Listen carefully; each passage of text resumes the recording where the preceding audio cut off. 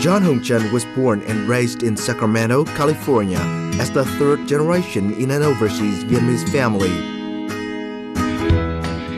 Yet, this psychology major from UC Berkeley knew little of his origins or Vietnam until a study abroad trip in 2010 brought him to Hanoi and officially piqued his curiosity. He would then go on to study Vietnamese at the Hanoi University, making the decisions to settle in Vietnam and initially teach English. In 2012, his 80-day journey across Vietnam, completely penniless, grabbed the attention of media far and wide. It was a journey to search for what he called his hidden Vietnamese self, an adventure that helped John to find home. Have you ever experienced a little voice in the back of your mind telling you that you've got to go find yourself? Or have you ever remotely had the idea of walking across Vietnam, not a dime in your pocket, in order to learn more about the land and people here? Well, Vietnamese American was able to do just that at the age of 20, traversing Vietnam in a matter of 80 days. An empty pocket and the simple desire to connect to his roots and live alongside Vietnamese people, Trần Hùng set out to embark on a journey that he says completely changed his life.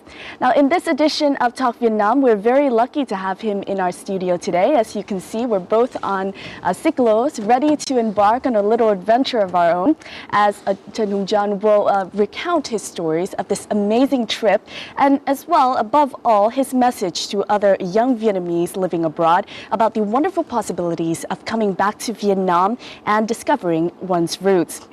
Hi, how are you today? I'm well, thank you, Zung. Just want to start off by saying thank you to VTV4 for having me and giving me the opportunity to share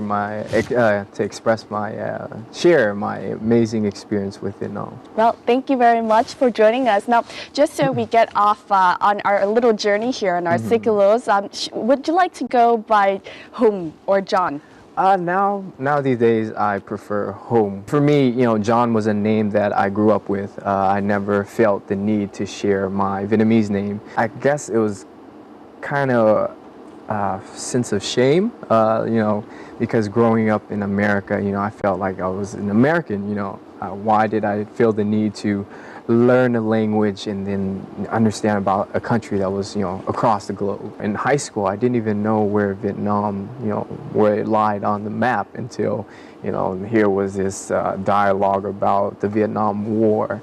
And, even at that point, it was always, I still saw myself as an American. And so it was like, oh, wow, how amazing was it that, this group of small, poor farmers was able to defeat such a strong, big country like America. Why go with Hùng? Why such a dramatic change from being just wanting to be John to being Hùng now? Well, now I think I identify myself as Vietnamese.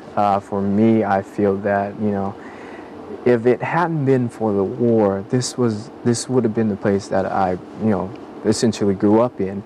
And so I spent a lot of time here before I set off on my journey, and even then, I felt that I was Vietnamese. But I constantly, faced criticism that because you weren't born here, you didn't grow up here, you'll never really be real Vietnamese.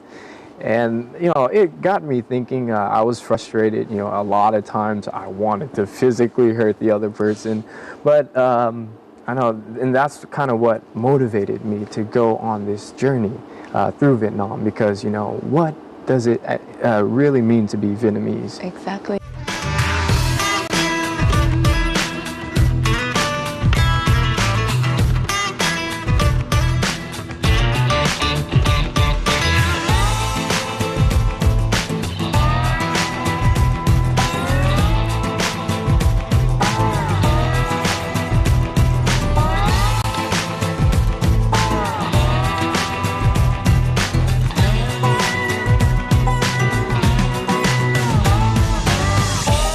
Let's begin at the very beginning. Sure. When did you first come back to Vietnam, and what made you initially want to go and learn Vietnamese? Oh, sure. So in 2010 is when I first took step into Vietnam.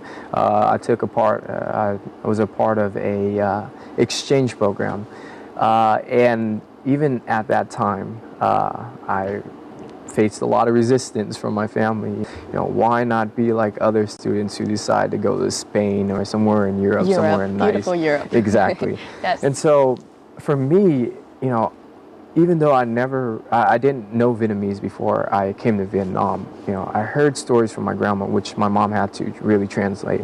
And so I guess in the back of my mind, it kind of grew, the curiosity kind of grew. And then when I was in college, I took psychology. I changed my major from business to psychology. And when I really started to, you know, dive deep into psychology, really start to self-analyze myself, you know, I felt that it was important to understand where I came from. If I was to know where I was going to end up. Exactly. Right. So this program happened back in college, and tell us about the first days, kind of coming back to Vietnam. Oh, culture shock. To say the least, it was extremely hot because I got a lot of, you know, people jabbing in my ear about Vietnam's like this and that. You know, and naturally I was afraid. I remember I had 2 pieces of luggage and a backpack, and I clutched it like it was, you know, like I was holding on to dear life. Everywhere I looked, you know, I was worried that this guy that walked past me, he was going to come and rob me or something like that. And it really did affect my overall experience. You know, if I would have opened up sooner, I would have been able to experience more. And so it took a while. I would say about a month into the program where I kind of just had to force myself to get outside my comfort zone. And that's actually when I really started to learn Vietnamese. And so I, you know, rented a motorbike, drove around town, got lost, you know, just chit-chatted with random people on the street. And that's really when I began to fall in love with Vietnam, because a lot of people, you know, it's the compassion. You don't find that a lot in America. You know, in Vietnamese we call it tình cảm, you know, the way that they live. And, you know, a lot of people don't have much here, but yet they're happy. You know, they appreciate the little things that they do have. Exactly. And so, you know, I knew at that moment, I knew that I was gonna come back eventually. I didn't know that I would end up, you know, essentially living here, but, you know, sometimes life just works out the way it does. Each day of Hung's journey saw him cover roughly 40 kilometers, walking on average 6 hours per day. With not much more than a map, flashlight, copy of his passport, tent, and first aid kit in his backpack, these travelers strolled the length of Vietnam, at times quite unsuccessfully resorting to hitchhiking. Whether it was the picturesque countryside or bustling markets, Hùng wanted to fully immerse himself in life wherever he went, even if it meant working and living like the farmers he met. His mission, after all, was to become a real Vietnamese, and his best bet was just simply to be one. Up until the point, at least of the book, I understand that you had learned Vietnamese for 2 years. Well, was that difficult? Vietnamese is a really tough language. When I came over to Vietnam, I knew absolutely no Vietnamese at all. There was 3 classes that was offered to the students on the program. So first was beginners for people who had absolutely no knowledge of Vietnamese. I belonged in that class, but I knew that that class would have a lot of work. So the second class was a heritage class, you know, Vietnamese American who spoke, they can understand, but they couldn't read and write. I knew I had to get in that class. And so the testing, placement test, you basically have to interview with 3 teachers. And so I knew psychology. You know, I asked my friend, how do I say hello? You 3 ladies are very beautiful. And so I learned it for 30 minutes straight, and I walked in, chào ba cô, tại sao ba cô đẹp thế? They didn't ask me another question. Oh, you're into the second class. Wow, Yeah. nice. Yes, so that got you straight in. Yeah, definitely did. Yes, and then the process of learning Vietnamese, of course. Let us jump a little bit then to your decision to embark on this trip. I mean, 80 days without any money. How did that come about? I mean, after 2010, after doing that program. So after the program, I actually went back to California and graduated from Berkeley. And then I was on my way headed to New York. And so I had a job offer.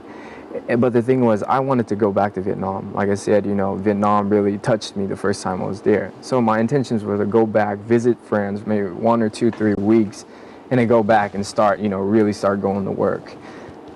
And then I came back and never left. Never left. I've been here ever since.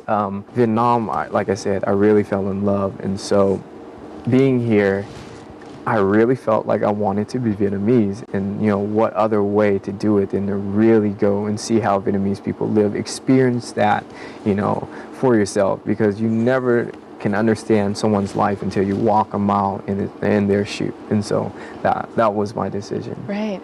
I'm the type of person where if I decide to do something, you know, I have to see it through. Whether that was a result of my childhood, where you know it was a tough childhood. I started to go to work at 14 years old. My parents divorced when they were 10. My mom basically raised myself and my brother on herself without any support from my dad. And so a lot of people have that misconception that, you know, living in America, everyone's rich, but it's really not the case. There's a lot of people who are poor. There's a lot of people who have to work really hard. And so maybe that was something that helped me build character when I was young. And so, you know, when I decided that I needed this journey, you know, to kind of not only, I wouldn't say to validate myself, but to understand kind of where I came from, so I know, you know, in the future where I'm headed. And so I decided, you know, this was necessary, and I left.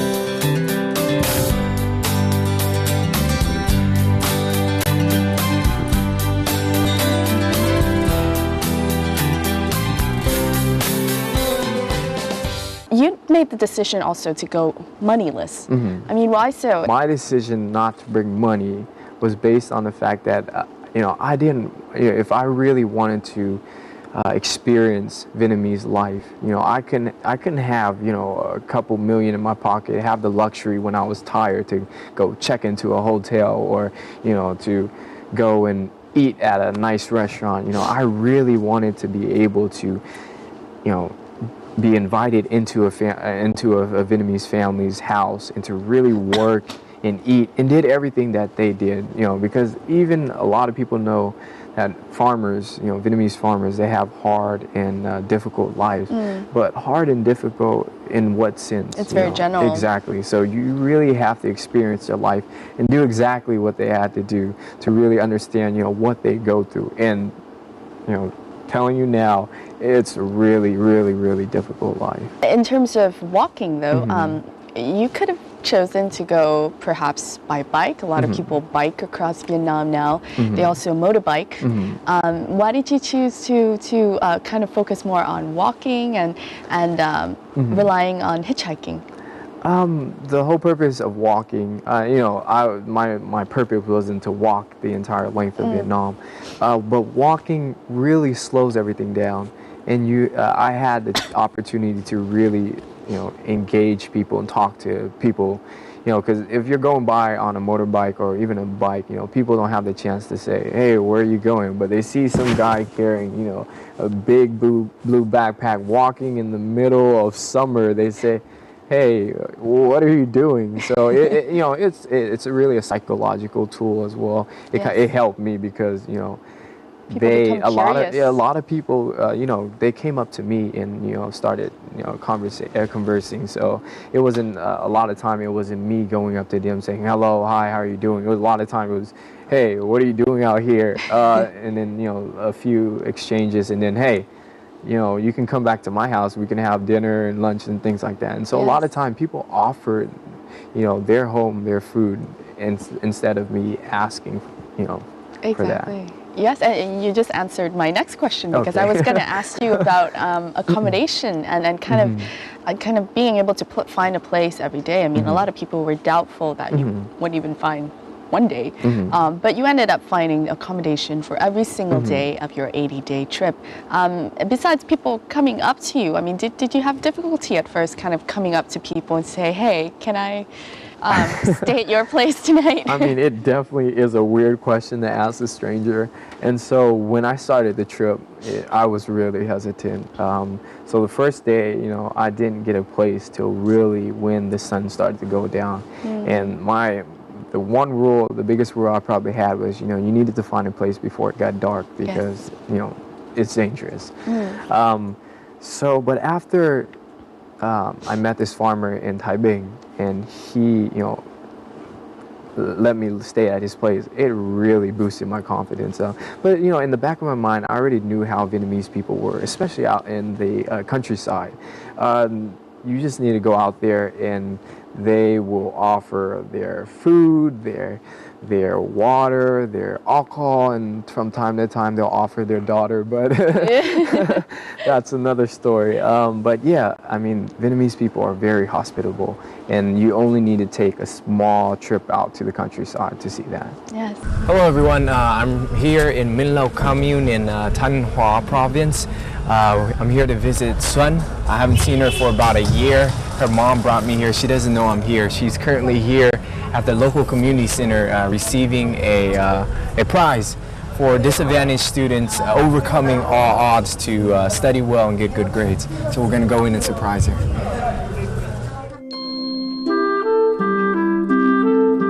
Wow, it's a full house. I wonder where Xuân is. Oh, there she is, smiling that wonderful smile. And if I just maneuver around the back here. There. It's so great to see Xuân again, especially happy amongst her friends. She's just as I remember her, still very shy, especially in front of people.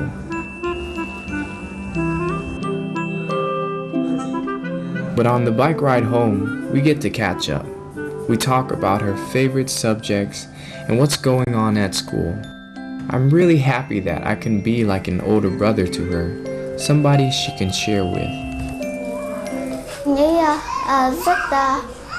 Rất dễ gần và anh ấy luôn quan tâm đến người khác. Anh ấy thường khuyên em học tập, cố gắng học tập và thường đùa vui. I'm sure Sun's excellent marks at school have made her family, especially her mom, very proud. I remember this picture in Sun's living room. Sun had never had the chance to go shopping or just be a kid for the day.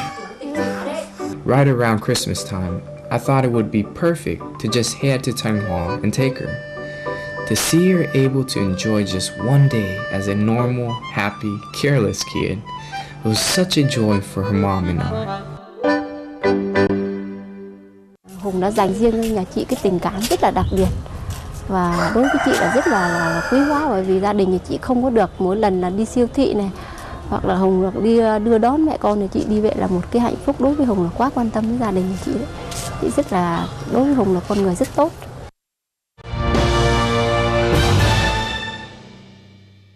Now, in the previous report, we just got a chance to learn more about one of the girls that you met. She's a 12-year-old, and her name is Xuân. Can you tell us a little bit about the circumstances in which you met with Xuân and her family? Sure. So Xuân, I actually met before the trip.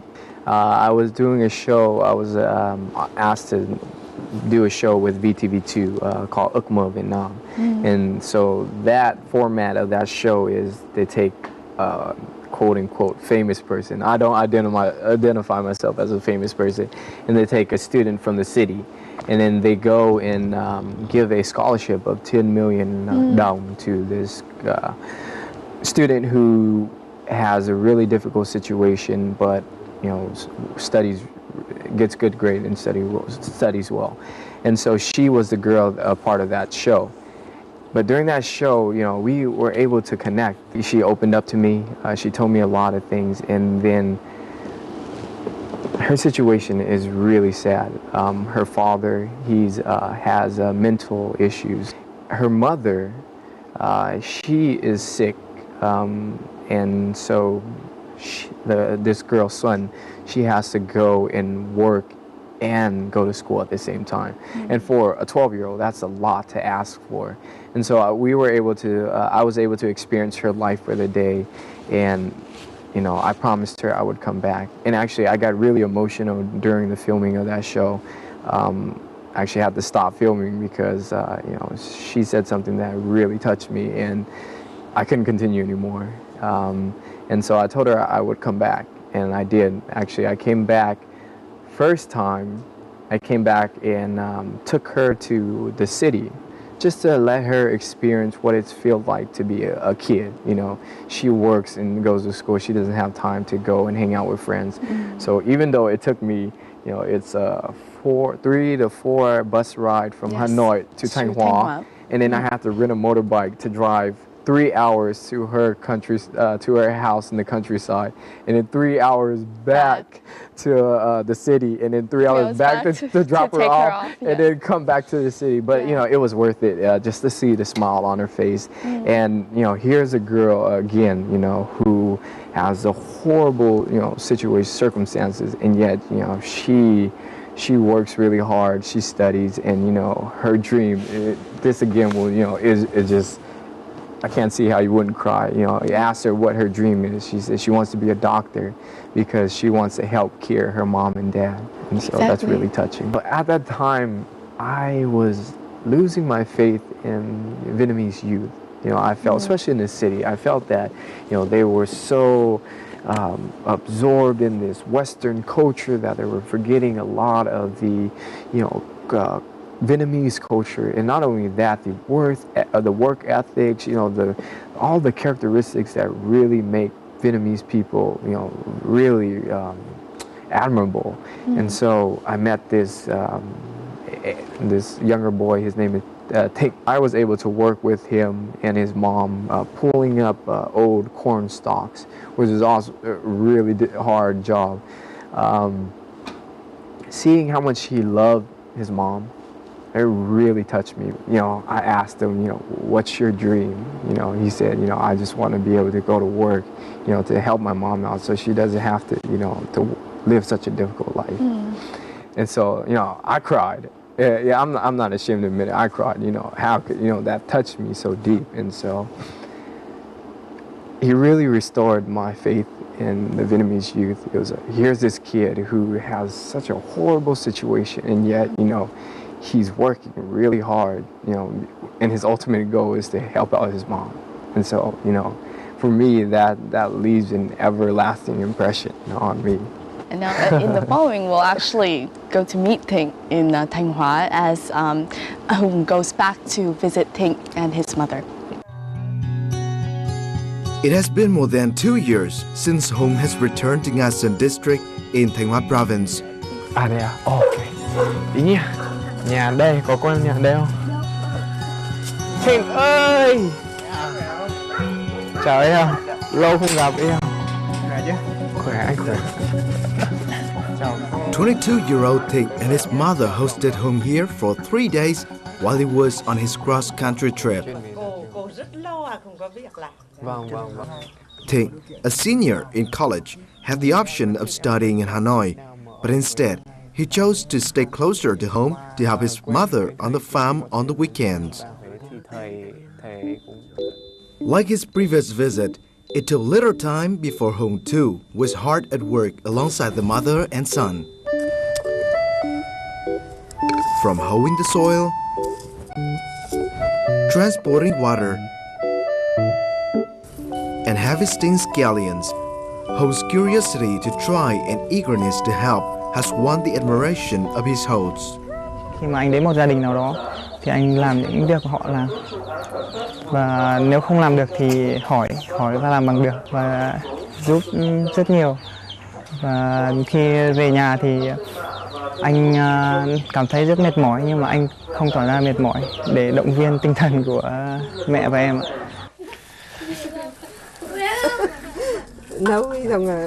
It is during these times that Hùng learns the struggles things family go beyond efforts to make ends meet in the long hours toiling away in the fields. Having lost his father at 15, Thing is now constantly worrying about his mother's failing health and rising medical bills. He has found in Hùng someone to simply talk to. Thịnh thì đã thiếu vật chất, lại thiếu cả tình cảm. Nhưng mà khi gặp được anh Hùng là coi là như là một người anh trai, động viên Thịnh là cố gắng vươn lên. Em thì tới đích thì em sẽ thay đổi được cuộc sống và giúp đỡ cho mẹ một phần cực khổ lớn lao đấy. Thì tôi rất cảm ơn anh Hùng. Nhiều lúc em vẫn có những cái suy nghĩ rất là tiêu cực khi mà mình gặp phải những cái khó khăn trong cuộc sống cũng như là khi đi học. Nhưng mà sau khi anh về đây nghe anh tâm sự gì của mình là mình sẽ sẵn sàng và tiếp tục phấn đấu tiếp ạ. Và nếu có điều kiện thì mình cũng làm thay đổi tư duy của người khác và có thể giúp người khác, tại vì em cũng là một người đã được anh giúp để thay đổi cái suy nghĩ của mình. A day wraps up like any other on Hùng trip, with him jotting down his thoughts of the day. Working alongside this family has shown him firsthand the hardships faced by Vietnamese farmers. But above all, meeting Thịnh and his mother has given Hùng hope that despite the many difficulties, the immensity and motivation of love will still shine through.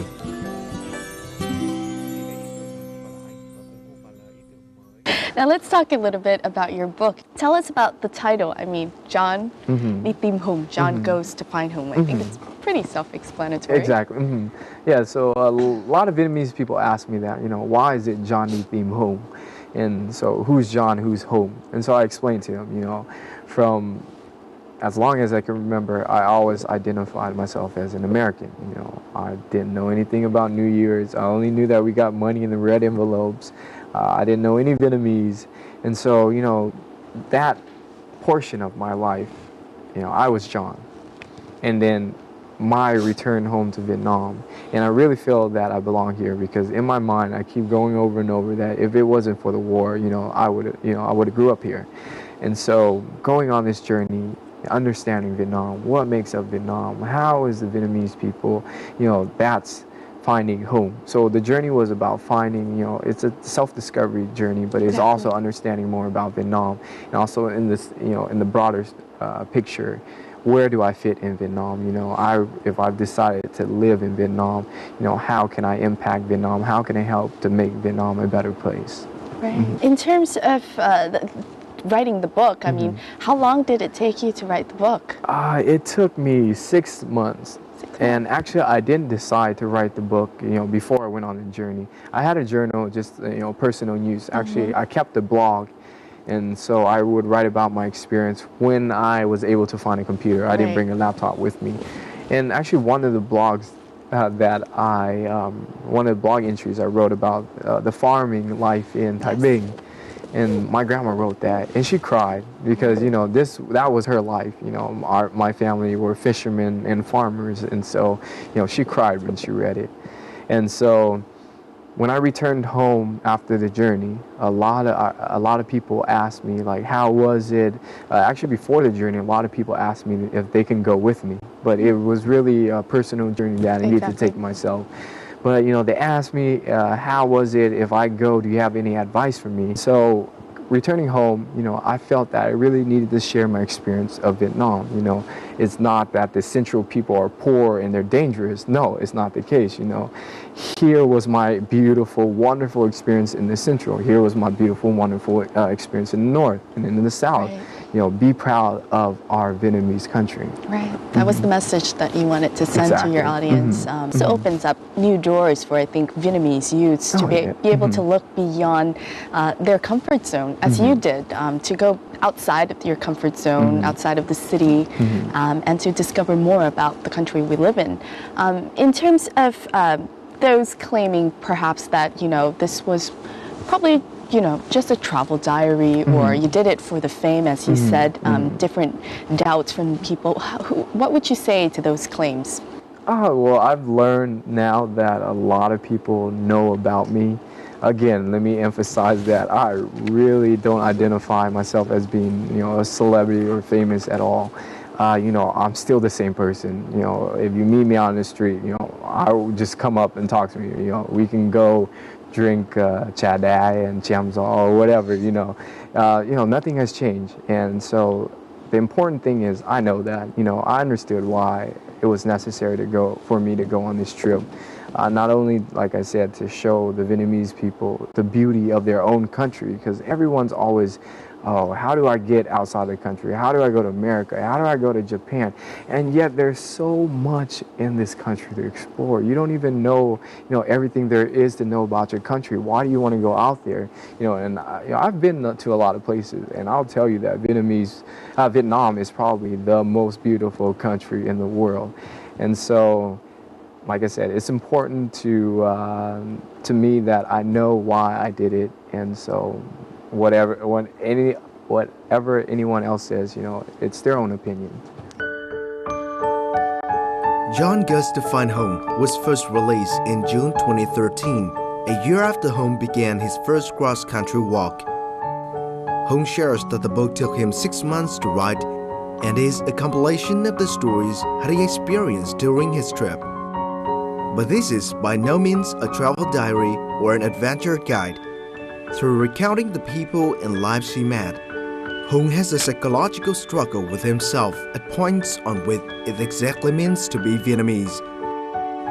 As he balances between the myths and stories he hears on his trip, Hùng paints for audiences, particularly overseas Vietnamese youth like himself, a diverse montage of Vietnam between beautiful scenery and hectic street life, rural and urban, young and old, past, present, and future.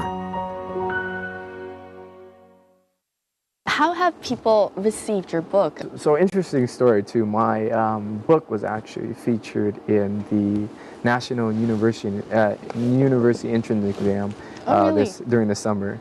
I didn't know about it until someone posted a picture on Facebook, actually. But yeah, it's been wonderful. Everyone seemed to like the book. It's not, like I said, it's really not a travel book. It's really about my experience with Vietnam and Vietnamese people. You know, if anything, it's more of an observation of Vietnamese culture, people, and country. In terms of the older generation of audiences, how have they received your book? Actually, they really like my book. My book has been marketed as a book for young youth in Vietnam, but really the older generation understand more about what I write. You know, a lot of my experiences with the farmers and farming life, a lot of young people don't really know now these days what farming life is about.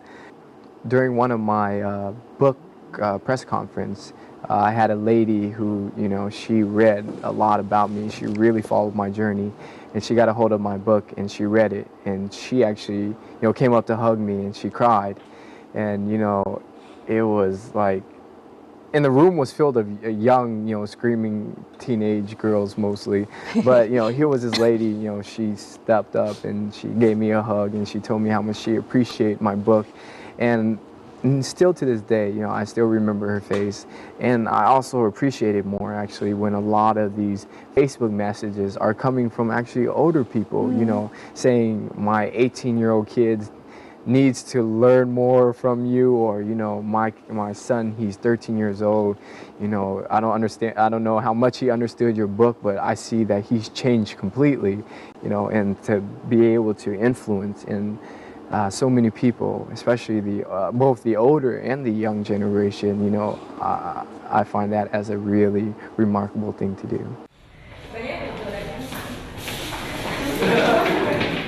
Good morning, everyone.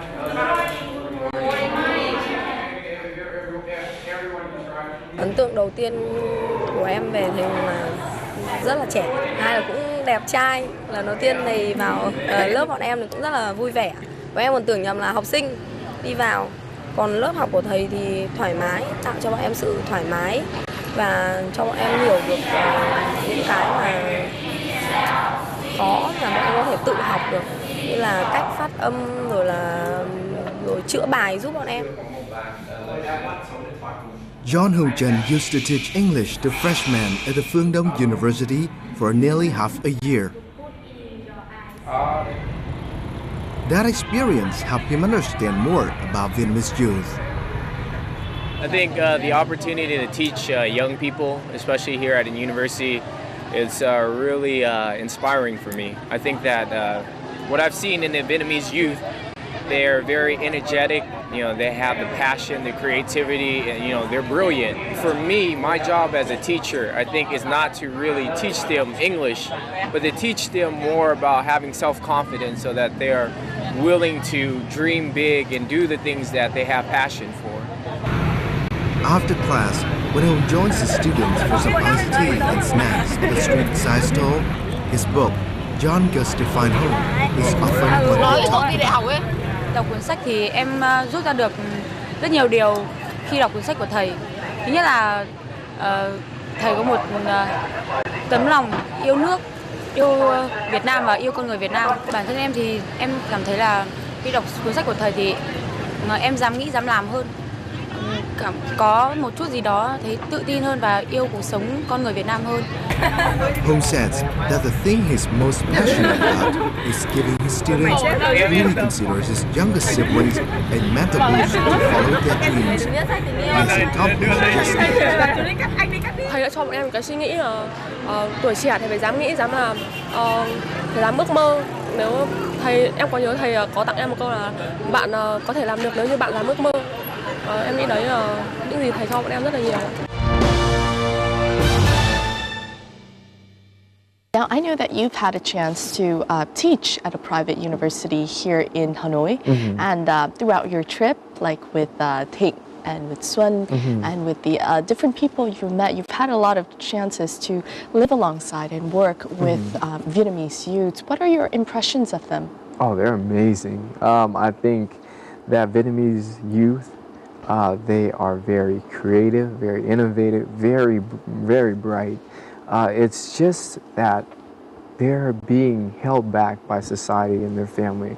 I find that now a lot of Vietnamese people, they think that there's only one way to success, but that's never the case. They, find a career or study things that will make you money. So now everyone's running after, business degrees, finance degree. But in my mind, and just me, you can just use my story as an example. You have to find your own road. Everyone, I believe everyone is destined to have their own road to follow. And so to be able to do that, you really have to experience a lot.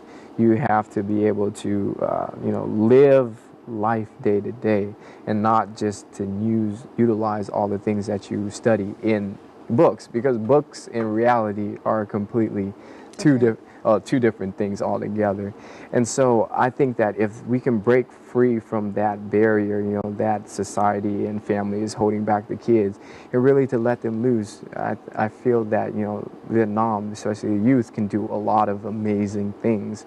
And, I encourage every opportunity I get to speak, with my students, I tell them, I understand that you're being pressured every day to, study this and to do that, but you have to appreciate what your parents did for you. You have to, love and respect them. But it's your life. To really be happy and successful, you have to find what you're meant to do. And so I feel that if they had the opportunity, they would do some incredible things in Vietnam. How about the generation of Vietnamese, like in your generation, in the States? How do they perceive Vietnam? Do you know much of how they're doing, kind of that second or third generation of Vietnamese living abroad? I said they probably in the same boat I was back then. Very limited knowledge of Vietnam. The misconceptions that their parents and other Vietnamese people are feeding them. And so now I feel that a lot just identify themselves as an American. There's no need to understand why is it that I'm Vietnamese, where did I come from? And I think that's really dangerous. I think that, you lose a lot of the culture and the thing is, there's a lot of bright Vietnamese American and a lot of people that go overseas, and I feel that if they came back, they can contribute a lot to the country. And yet, because of all that fear and that misconception, they're not having the opportunity to go back and understand if this is potentially the place for me. Because a lot of times, you need to be there to see the smell, to really experience Vietnam, and who knows, you can fall in love, but you have to give that an opportunity. So I feel that a lot of people, Vietnamese American my age, I definitely encourage them to come back, spend a couple weeks or maybe a month, I say a year, 2 years, who knows, but to really understand where you came from, because it will really help solve a lot of issues and to have a clear picture of where your road is destined for you to go. Exactly.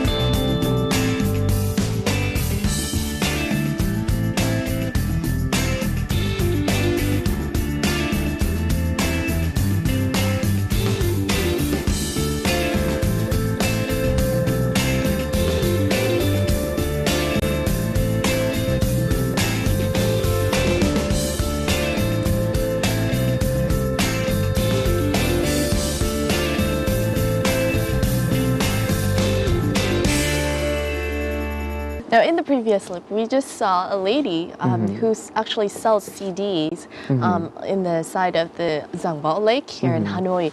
Can you tell us about the day that you spent with her?